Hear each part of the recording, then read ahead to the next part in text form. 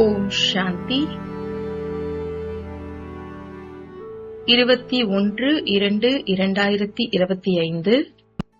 இனிமையான குழந்தைகளே, மதிப்புடன் தேர்ச்சி பெற வேண்டுமெனில் புத்தியின் தொடர்பு சிறிது கூட வேறெங்கும் அலையக்கூடாது. ஒரு தந்தையின் நினைவு இருக்க வேண்டும். தேகத்தை நினைவு செய்பவர்கள் உயர் பதவி அடைய முடியாது. கேள்வி: அனைத்தையும் விட உயர்ந்த லட்சியம் எது? பதில்: ஆத்மா உயிருடன் இருந்து கொண்டே இறந்து ஒரு தந்தையுடையவராக ஆவது, வேறு யாருடைய நினைவும் வராமல் இருப்பது, தேக அபிமானம் முற்றிலும் நீங்கிவிடுவது, இதுதான் உயர்ந்த லட்சியமாகும். நிரந்தரமாக ஆத்ம அபிமானி நிலை ஏற்பட்டு விட வேண்டும். இதுவே மிகப்பெரிய லட்சியமாகும். இதன் மூலம் கர்மாத்தீத் நிலையை பிராப்தியாக அடைவீர்கள். பாட்டு: நீ அன்பு கடலாக இருக்கின்றாய். ஓம் சாந்தி. இப்பொழுது இந்த பாட்டு கூட தவறாகும். அன்பிற்கு பதிலாக ஞானக்கடல் என்று இருக்க வேண்டும். அன்பு என்பது லோட்டா, அதாவது குவளைக்குள் இருக்க முடியாது. கங்கை நீர்தான் குவளையில் இருக்கும். ஆக இது பக்தி மார்க்கத்தின் மகிமையாகும். இது தவறானது, அது சரியானது ஆகும். முதலில் தந்தை ஞானக்கடலாக இருக்கின்றார். குழந்தைகளிடத்தில் சிறிது ஞானம் இருந்தாலும் உயர்ந்த பதவியை பலனாக அடைகின்றனர். இப்பொழுது நாம் சைத்தன்ய தில்வாடா கோவிலில் இருப்பவர்கள் என்பதை குழந்தைகள் அறிவீர்கள். அது ஜடமான தில்வாடா கோவில். இது சைத்தன்யமான, அதாவது உணர்வுள்ள தில்வாடா ஆகும். இதுவும் ஆச்சரியமல்லவா? எங்கு ஜடத்தின் நினைவு சின்னம் இருக்கிறதோ அங்கு நீங்கள் சைத்தன்யமாக வந்து அமர்கிறீர்கள். ஆனால் மனிதர்கள் எதையுமே புரிந்து கொள்வது கிடையாது. இது இறை தந்தையின் பல்கலைக்கழகமாகும். இங்கு பகவான் கற்பிக்கின்றார். இதைவிட உயர்ந்த பல்கலைக்கழகம் வேறு எதுவும் இருக்க முடியாது என்பதை நாளடைவில் புரிந்து கொள்வார்கள். இதுதான் உண்மையான சைத்தன்ய தில்வாடா கோயில் என்பதையும் நாளடைவில் புரிந்து கொள்வார்கள். இந்த தில்வாடா கோவில் உங்களது மிக சரியான நினைவு சின்னமாகும். மேலே சூரிய வம்சி, சந்திர வம்சத்தினர் இருக்கின்றனர். கீழே ஆதி தேவர், ஆதி தேவி மற்றும் குழந்தைகள் அமர்ந்திருக்கின்றனர். இவரது பெயர் பிரம்மா. பிறகு சரஸ்வதி பிரம்மாவின் குழந்தையாவார். பிரஜாபிதா பிரம்மா இருக்கின்றார் எனில் அவசியம் கோப கோபியர்களும் இருப்பார்கள் அல்லவா? அது ஜட சிலைகள் ஆகும். யார் கடந்த காலத்தில் இருந்து சென்றிருக்கிறார்களோ அவர்களுக்கு சிலைகள் உருவாக்கப்பட்டு இருக்கின்றன. யாராவது இருக்கின்றனர் எனில் உடனேயே அவர்களுக்கு சிலை வைத்து விடுகின்றனர். அவரது பதவி, சரித்திரம் பற்றி தெரிந்து கொள்வது கிடையாது. தொழிலை பற்றி அறியவில்லை எனில் பிறகு அந்த சிலையானது எந்த காரியத்திற்கும் உதவாததாக ஆகிவிடுகிறது. இன்னார் இந்த காரியம் செய்திருக்கின்றார் என்பது தெரிந்து கொள்ள முடியும். இந்த தேவதைகளின் கோவில்கள் உள்ளன. ஆனால் அவர்களது தொழில், சரித்திரம் பற்றி யாருக்கும் தெரியாது. உயர்ந்ததிலும் உயர்ந்த சிவபாபாவை யாரும் அறியவில்லை. இந்த நேரத்தில் குழந்தைகளாகி நீங்கள் அனைவரின் சரித்திரத்தையும் அறிந்திருக்கிறீர்கள். யாரை பூஜிக்கிறார்களோ அவர்களின் முக்கியமானவர் யார்? உயர்ந்ததிலும் உயர்ந்த பகவான். சிவராத்திரி கொண்டாடுகின்றனர் எனில் அவசியம் அவர் அவதாரம் எடுத்திருக்க வேண்டும். ஆனால் எப்பொழுது எடுத்தார், அவர் வந்து என்ன செய்தார் என்பது யாருக்கும் தெரியாது. சிவனின் கூடவே இருப்பது பிரம்மா. ஆதி தேவன் மற்றும் ஆதி தேவி யார்? அவர்களுக்கு இவ்வளவு புஜங்கள், அதாவது கரங்கள் ஏன் கொடுக்கப்பட்டிருக்கின்றன? ஏனெனில் வளர்ச்சி ஏற்படுகிறதல்லவா? பிரஜாபிதா பிரம்மாவின் மூலம் எவ்வளவு விரிவாக்கம் ஏற்படுகிறது. 100 புஜங்கள், 1000 புஜங்கள் உடையவர் என்று பிரம்மாவிற்கு தான் கூறுகின்றனர். விஷ்ணு அல்லது சங்கருக்கு இந்த அளவு புஜங்கள் உடையவர் என்று கூற மாட்டார்கள். பிரம்மாவிற்கு ஏன் கூறுகின்றனர்? இவர்கள் பிரஜாபிதா பிரம்மாவின் வம்சத்தினர்கள் அல்லவா? இது புஜங்களுக்கான விஷயம் கிடையாது. 1000 புஜங்கள் உடைய பிரம்மா என்று அவர்கள் கூறலாம், ஆனால் பொருள் புரிந்து கொள்வது கிடையாது. பிரம்மாவிற்கு எவ்வளவு புஜங்கள் உள்ளன என்பதை இப்பொழுது நீங்கள் நடைமுறையில் பார்க்கிறீர்கள். இது எல்லையற்ற புஜங்களாகும். பிரஜாபிதா பிரம்மாவை அனைவரும் ஏற்றுக்கொள்கின்றனர், ஆனால் தொழில் பற்றி யாரும் அறியவில்லை. ஆத்மாவிற்கு புஜங்கள் இருக்காது, ஷரீரத்தில்தான் புஜங்கள் இருக்கும். இவ்வளவு கோடிக்கணக்கான சகோதரர்கள் இருக்கின்றனர் எனில் அவர்களுக்கு எவ்வளவு புஜங்கள் இருக்கும்? ஆனால் முதலில் ஞானத்தை முழுமையான முறையில் புரிந்து கொள்ள வேண்டும். பிறகுதான் இந்த விஷயங்களை கூற வேண்டும். முதலில் முக்கிய விஷயம் ஒன்று. தந்தை கூறுகின்றார், என்னை நினைவு செய்யுங்கள் மற்றும் ஆஸ்தியை நினைவு செய்யுங்கள். பிறகு ஞானக்கடல் என்றும் பாடப்பட்டிருக்கிறது. எவ்வளவு அளவற்ற கருத்துக்களை கூறுகின்றார். இந்த அனைத்து கருத்துகளும் நினைவில் வைத்திருக்க முடியாது.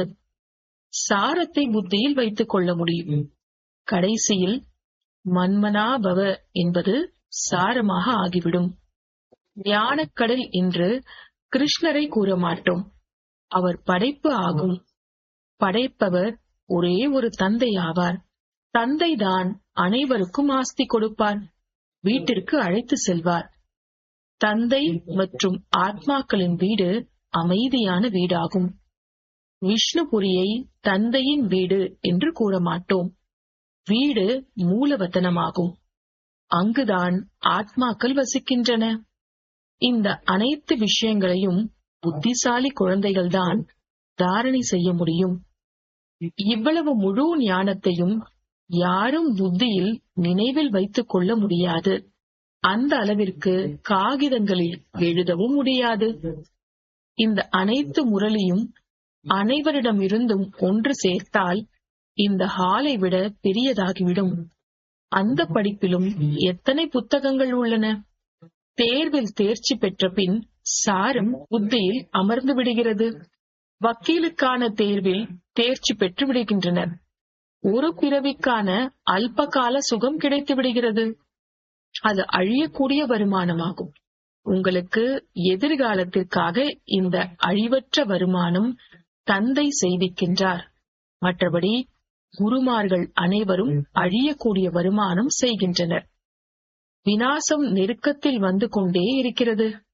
வருமானமும் குறைந்து விடுகிறது.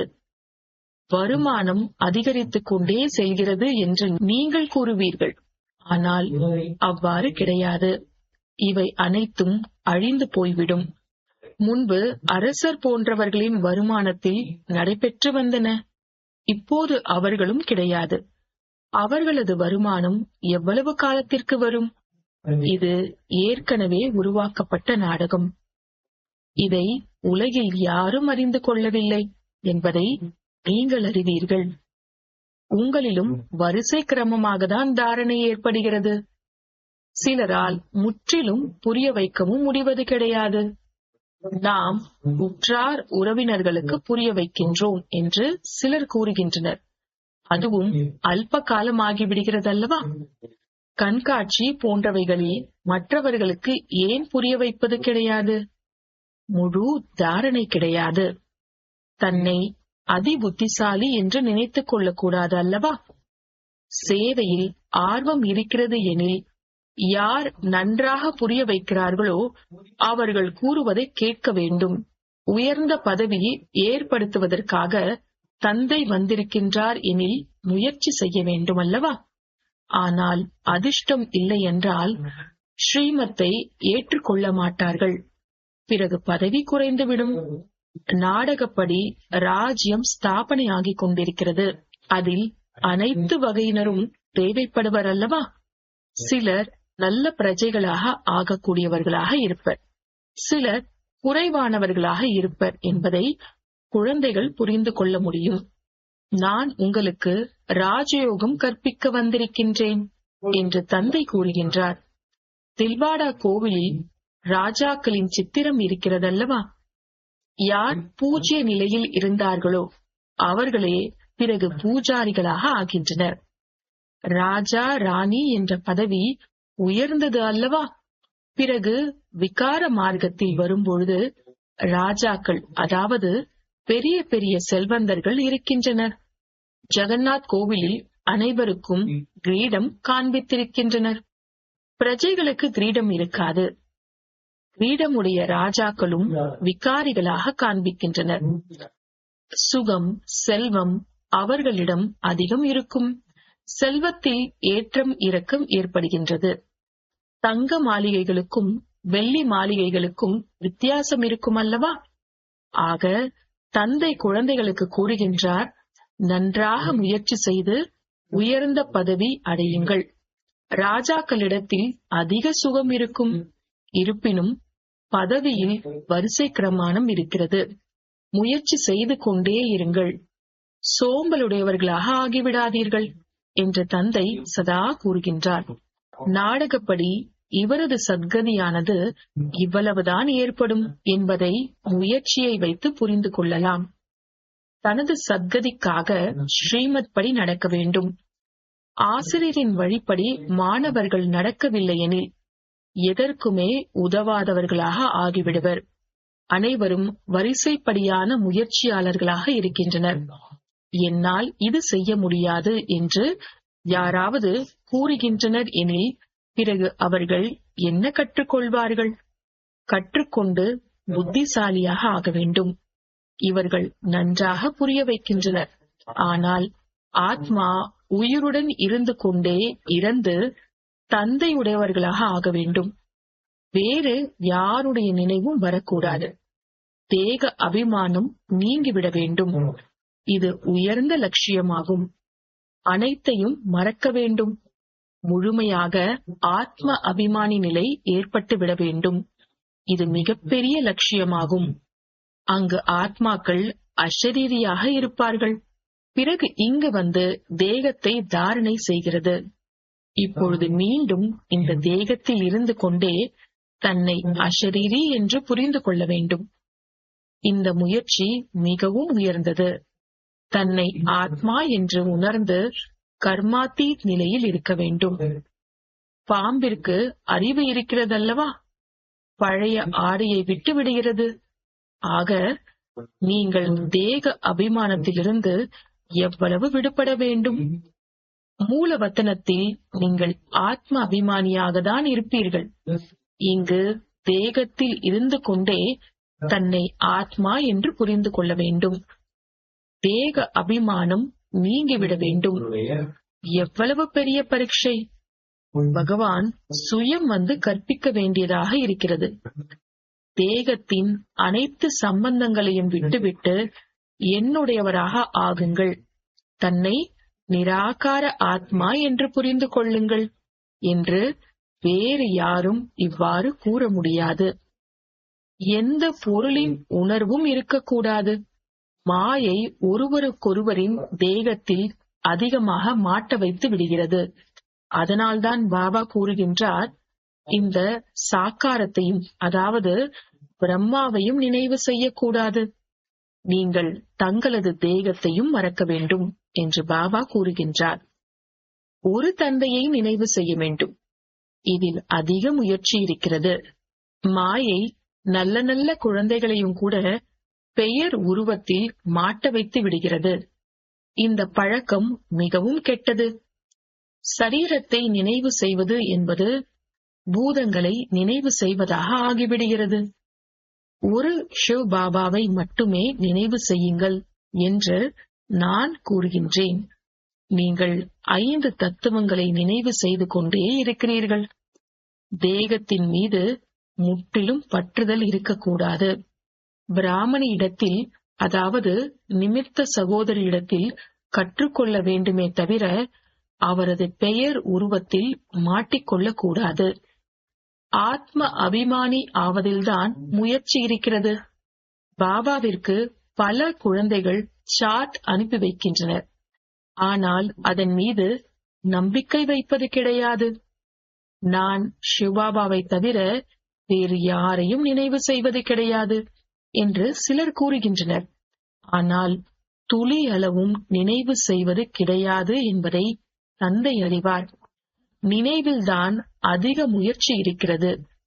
எதிலாவது மாட்டிக்கொள்கிறீர்கள். தேகதாரிகளை நினைவு செய்வது என்பது 5 பூதங்களை நினைப்பதாகும். இது பூத பூஜை என்று கூறப்படுகிறது. பூதத்தை நினைவு செய்கிறீர்கள். இங்கு நீங்கள் ஒரே ஒரு சிவபாபாவை நினைவு செய்ய வேண்டும். பூஜைக்கான விஷயம் கிடையாது. பக்தியின் பெயர் அடையாளம் மறைந்து விடுகிறது. பிறகு ஏன் சிலைகளை நினைவு செய்ய வேண்டும்? அதுவும் மண்ணால் செய்யப்பட்டது ஆகும். இவை அனைத்தும் கூட நாடகத்தில் பதிவாகி இருக்கிறது என்று தந்தை கூறுகின்றார். இப்பொழுது மீண்டும் உங்களை பூஜாரியிலிருந்து பூஜைக்குரியவர்களாக ஆக்குகின்றேன். ஒரு தந்தையை தவிர வேறு எந்த சரீரத்தையும் நினைவு செய்யக்கூடாது. ஆத்மா தூய்மையாகிவிடும் பொழுது பிறகு ஷரீரமும் தூய்மையாக கிடைக்கும். இப்பொழுது இந்த ஷரீரம் தூய்மை கிடையாது. முதலில் ஆத்மா சத்தோ பிரதானத்திலிருந்து சத்தோ ரஜோ தமோவில் வரும்பொழுது ஷரீரமும் அதன்படி கிடைக்கிறது.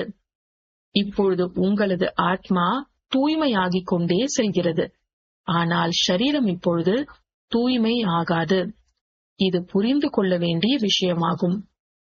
யார் நன்றாக புரிந்து கொண்டு புரிய வைத்துக் கொண்டிருக்கிறார்களோ அவர்களது புத்தியில்தான் இந்த கருத்துகள் அமரும். சத்தோ பிரதானமாக ஆத்மாதான் ஆக வேண்டும். தந்தையை நினைவு செய்வதில்தான் அதிக முயற்சி இருக்கிறது. சிலருக்கு துளியும் நினைவு இருப்பது கிடையாது. மதிப்புடன் தேர்ச்சி, அதாவது பாஸ் வித் ஆனர் பெற வேண்டுமெனில் புத்தியோகம் சிறிதும் எங்கும் அலையக்கூடாது. ஒரு தந்தையின் நினைவு மட்டுமே இருக்க வேண்டும். ஆனால் குழந்தைகளின் புத்தியானது அலைந்து கொண்டே இருக்கிறது. எந்த அளவு பலரை தனக்கு சமமாக ஆக்குகிறீர்களோ அந்த அளவிற்கு தான் பதவி கிடைக்கும். தேகத்தை நினைவு செய்பவர்கள் ஒரு பொழுதும் உயர்ந்த பதவி அடைய முடியாது. இங்கு நேர்மையுடன் தேர்ச்சி அடைய வேண்டும். முயற்சியின்றி இந்த பதவி எப்படி அடைய முடியும்? தேகத்தை நினைவு செய்பவர்கள் எந்த முயற்சியும் செய்ய முடியாது. தந்தை கூறுகின்றார், முயற்சி செய்பவர்களை பின்பற்றுங்கள். இவரும், அதாவது பிரம்மாவும் முயற்சியாளர் அல்லவா? இது மிகவும் விசித்திரமான, அதாவது வித்தியாசமான ஞானமாகும். உலகில் யாருக்கும் தெரியாது. ஆத்மாவிற்குள் எப்படி மாற்றங்கள் ஏற்படுகின்றன என்பது யாருடைய புத்தியிலும் அமராது. இவை அனைத்தும் குப்தமான முயற்சியாகும். பாபாவும் குப்தமானவர். நீங்கள் ராஜ்யத்தை எப்படி பிராப்தியாக அடைகிறீர்கள்? சண்டை சச்சரவு எதுவும் கிடையாது. ஞானம் மற்றும் யோகத்திற்கான விஷயமாகும். நாம் யாரிடத்திலும் சண்டையிடுவது கிடையாது. ஆத்மாவை தூய்மையாக்குவதற்கான முயற்சி செய்ய வேண்டும். ஆத்மா அசுத்தம் ஆக ஆக ஷரீரமும் தூய்மை இழந்து விடுகிறது. ஆத்மா தூய்மையாகி செல்ல வேண்டும். அதிக முயற்சி இருக்கிறது. யார் யார் முயற்சி செய்கின்றனர் என்பதை பாபா புரிந்து கொள்வார். இது ஷிவபாபாவின் பண்டாரா ஆகும். ஷிவபாபாவின் பண்டாராவில் நீங்கள் சேவை செய்கிறீர்கள். சேவை செய்யவில்லையெனில் மிக சிறிய பதவி அடைவீர்கள். தந்தையிடம் சேவைக்காக வந்திருக்கிறீர்கள். ஆனால் சேவை செய்யவில்லையெனில் என்ன பதவி கிடைக்கும்? இங்கு ராஜ்யம் ஸ்தாபனை ஆகிக் கொண்டிருக்கிறது. இதில் வேலைக்காரர்கள் போன்றவர்களாக ஆவார்கள் அல்லவா? இப்பொழுது நீங்கள் ராவணனின், அதாவது மாயையின் மீது வெற்றி அடைகிறீர்கள். மற்ற எந்த யுத்தமும் கிடையாது. இது புரிய வைக்கப்படுகிறது. எவ்வளவு குப்தமான விஷயமாகும்.